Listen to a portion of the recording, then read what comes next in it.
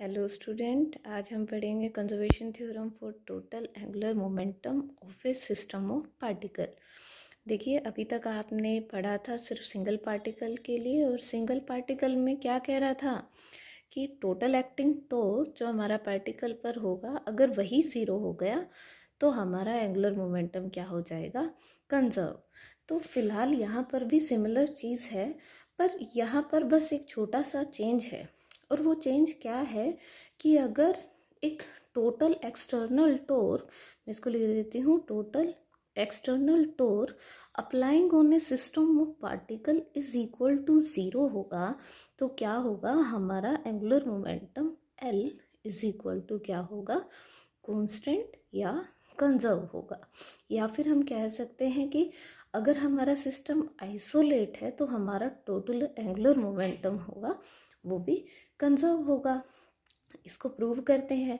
Prove करने के लिए हम क्या करते हैं, हमने ये कोऑर्डिनेट फैक्टर लिए और फ्रॉम ओरिजिन से मैंने मान लिया कोई एक फैक्टर है एट पॉइंट, ये पोजीशन वेक्टर RI, और ये है मेरा ith पार्टिकल, और इसी पोजीशन, इसी ओरिजिन को मैं अदर पोजीशन वेक्टर के साथ ज्वाइन करूँ, ये हो गया मान लो मेरा RJ, और ये था मेरा jth पार्टिकल।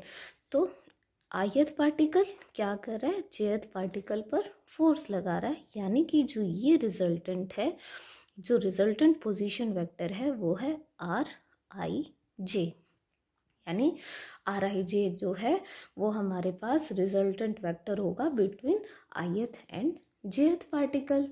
तो अब हमें निकालना है एंगुलर मोमेंटम क्या होगा। देखिए, नॉर्मली एंगुलर मोमेंटम क्या होगा, ith पार्टिकल के लिए दे रखा है, ये देख लीजिए ये क्या है, यानी कि L1 plus L2 plus L3 up to कहाँ तक हमें दे रखा है Lith, यानी कि n पार्टिकल का, और ये क्या था, n से स्टार्ट होकर और i की वैल्यू 1 से, but j not equal to i था। ठीक है, तो Li एंगुलर मोमेंटम है RI क्रॉस PI। ठीक है, तो यहाँ से हम निकाल लें total angular momentum. Total angular momentum क्या होगा, वो होगा कैपिटल L। भाई इसको मैं ये भी तो लिख सकती हूँ, कैपिटल L भी तो लिख सकती हूँ। तो capital L is equal to summation nth particle system I और Li is equal to I n particle system के लिए, ये हो गया RI क्रॉस PI। ठीक है, अब हमें क्या करना है, हमें बताना है कि applying torque equal to zero था। तो टॉर्क को याद करते हुए और इस इक्वेशन में यूज़ करते हुए हमें रिजल्ट तक पहुंचना है। देखिए, सबसे पहले हम बात कर लेते हैं कि जो total acting force on the system होगा वो क्या है, वो है Fi is equal to external force plus F of Ij, ये हो गया इंटरनल फोर्स। हमें क्या प्रूव करना है, ये होगा इक्वल टू ज़ीरो के, यानी कि total external force acting on torque, तो ये होगा ज़ीरो। हम टॉर्क की हेल्प ले लेंगे और इसको भी प्रूव करके देन हमें इसका यूज़ करना होगा। तो सबसे पहले according to Newton's first second law क्या होगा, Fi is equal to PI dot, यानी कि dPi डिवाइडेड बाय dt। ठीक है, हम इसको ले लेते हैं इक्वेशन 1। इक्वेशन 1 में यूज़ करते हैं, ये हो गया dPi divided by dt is equal to F of IE, all are vector quantity, and F of Ij, ये हो गया इंटरनल के लिए, समेशन nth पार्टिकल के लिए, ओ j not equal to I। ठीक है, अब देखिए क्या था, हाँ यहाँ पर भी j इज इक्वल टू, या मैंने जो Li माना था आप उसको, बट यहाँ पर मैंने अलग यूज़ किया है, इन इस ये टर्म एज एन एग्जाम्पल थी बस। ठीक है, अब क्या करना है, हमें बनाना है एंगुलर मोमेंटम। हमें एंगुलर मोमेंटम को कंजर्व दिखाना है L को। ठीक है। तो हम क्या करते हैं, कुछ एक चेंजेस करते हैं। हम क्या करते हैं, इस इक्वेशन को मैंने मान लिया इक्वेशन नंबर 2। तो ये है हमारा ओनली फिलहाल के लिए चेंज इन लीनियर मोमेंटम। इसको मैं एंगुलर मोमेंटम बनाने के लिए क्या करती हूँ, to make it linear momentum to angular momentum, multiply both side by R I से इस कंप्लीट इक्वेशन को मल्टीप्लाई करते हैं। तो चलिए मल्टीप्लाई करके देखते हैं क्या आएगा हमारे पास। ये होगा R I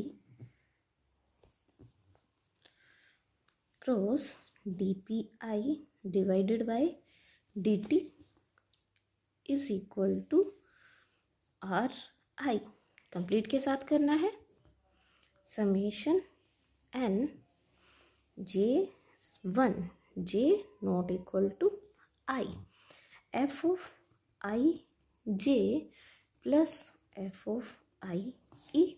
okay, now next step, R I cross D P I divided by D T is equal to R I, हम क्या करते हैं अंदर भी मल्टीप्लाई कर देते हैं, summation N J is equal to 1 J not equal to I F of I J plus R I को एक्सटर्नल फोर्सेस के साथ भी मल्टीप्लाई कर देते हैं।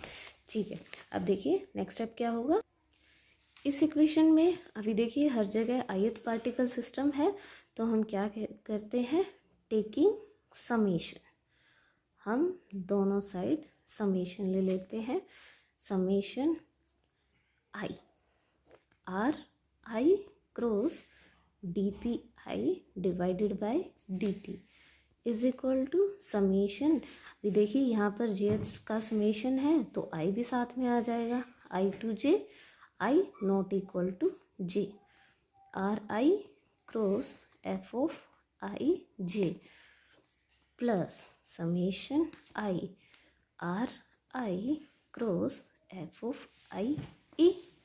ठीक है, ये हमारे पास डबल समेशन के लिए है। अभी ये देखिए ये क्या हो गया, ये हो गया D L by D T, because angular momentum है ना हमारे पास। हम D L by D T is equal to क्या होगा, डी बाई डी टी, इसको बाहर निकाल लेते हैं, D L by D T, तो ये हो गया अंदर are I cross P I. ठीक है, अब नेक्स्ट स्टेप क्या करते हैं, इस डिफरेंशिएट पार्ट को अंदर ले लीजिए, वाली समेशन ऑफ ith पार्टिकल आई, ये हो गया D by D T R I cross P I.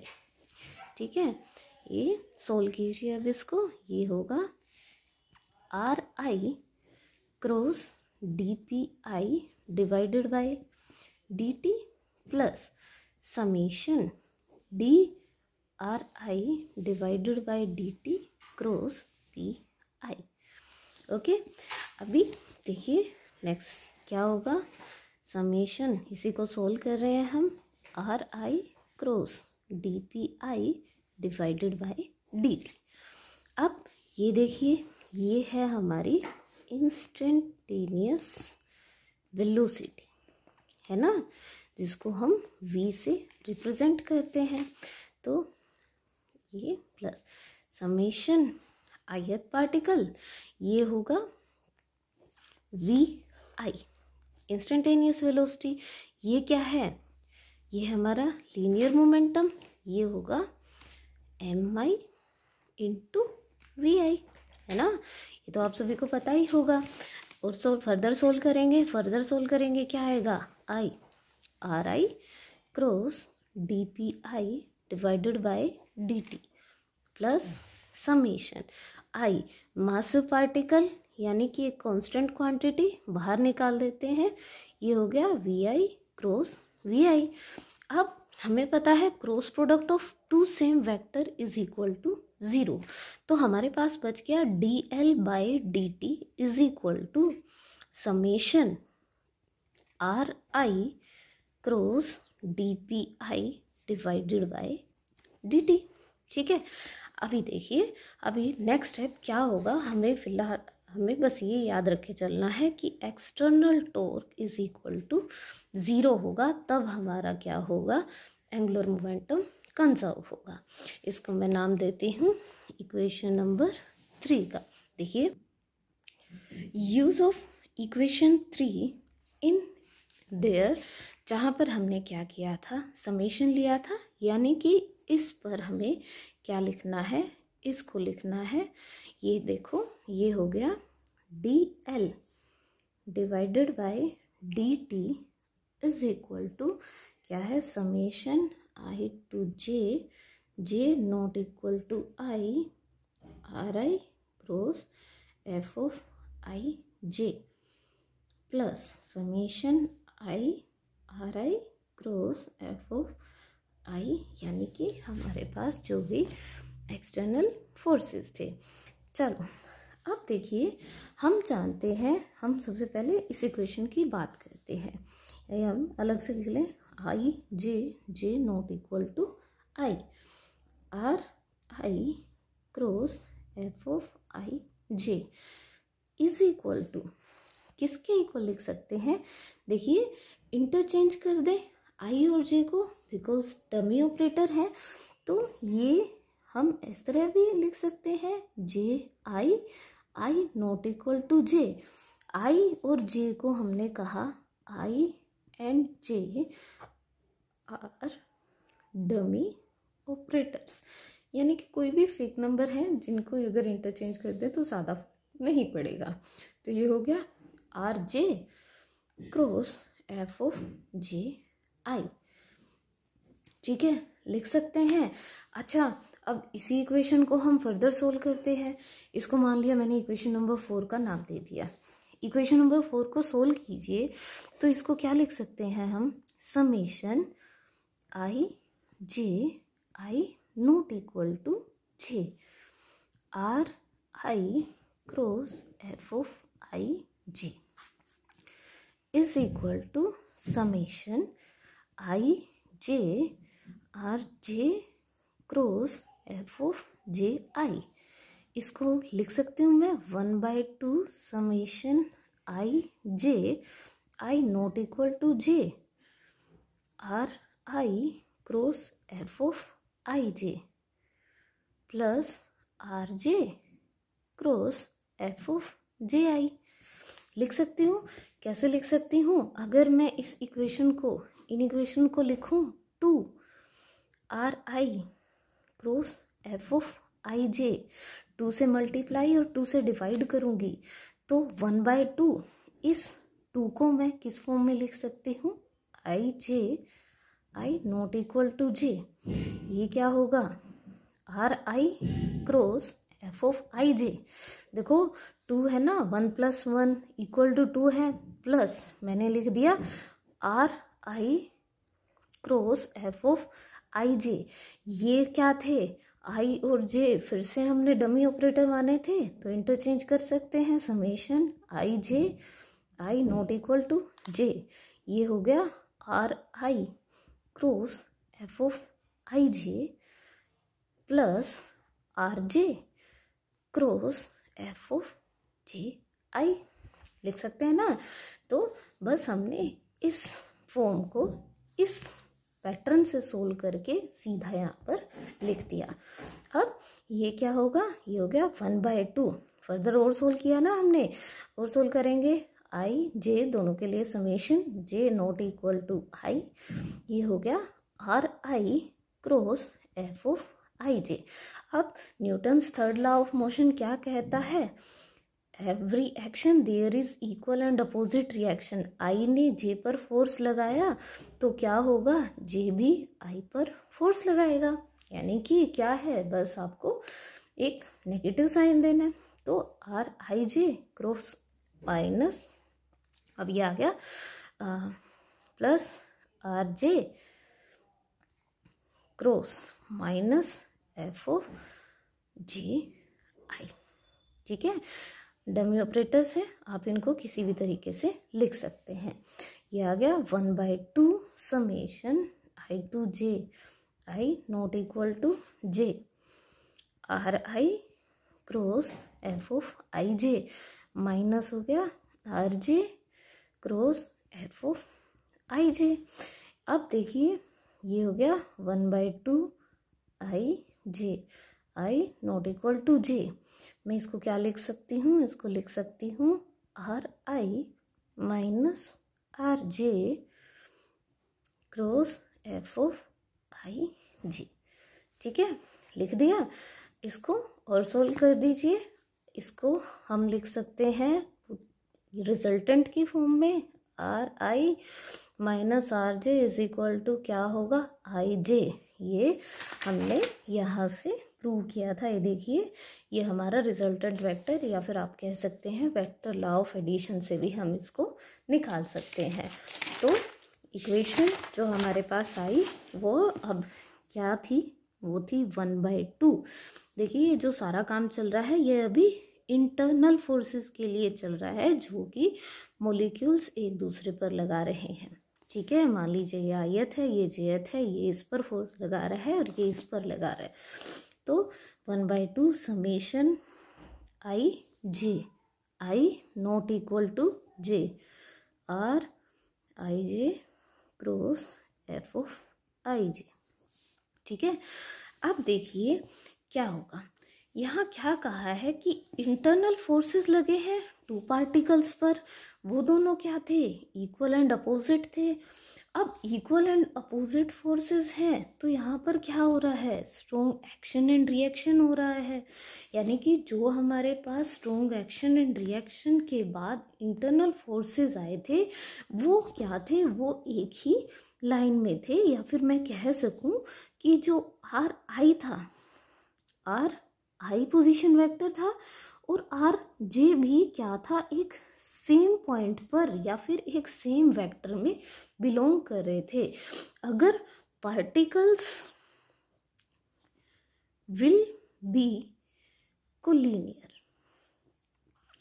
ठीक है, आफ्टर वेक्टर ज्वाइनिंग, तो यहाँ पर क्या होगा, जो R I J cross F of I J होगा वो क्या होगा, इक्वल टू 0 होगा। तो अब देखिए, इंटरनल फोर्सेस के लिए तो हमने जो सॉल्यूशन किया था हम उसको वैल्यू को सब्स्टिट्यूट कर देते हैं इक्वेशन में। यानी कि ये जो वैल्यू थी half summation I J I not equal to J R I cross F of I J, वो क्या हो गई, वो हो गई इक्वल टू 0। तो हमारे पास जो इक्वेशन थी क्या थी, dl/dt इज इक्वल टू क्या था, summation I to J R I cross F of I J plus summation R I cross F of I E.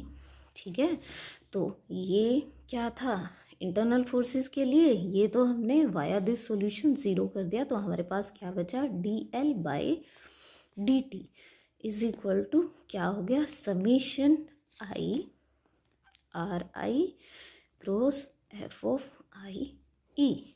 अब ये क्या है, टॉर्क क्या होता है, आर क्रॉस एफ, ये यानी कि इन फॉर्म ऑफ टॉर्क है। यानी कि dl/dt is equal to external torque. तो एक्सटर्नल टॉर्क क्या है, आइसोलेटेड सिस्टम में, आइसोलेटेड सिस्टम में जो एक्सटर्नल टॉर्क होगा वो होगा इक्वल टू 0 के। जैसे ही आइसोलेटेड सिस्टम होगा, एक्सटर्नल टॉर्क 0 हुआ तो क्या होगा, dl/dt इज इक्वल टू 0। यानी कि ये जो होगा ये होगा एक कांस्टेंट या फिर conserved quantity. So this is the mechanics of system of particle for angular momentum. तो अब के लिए इतना ही।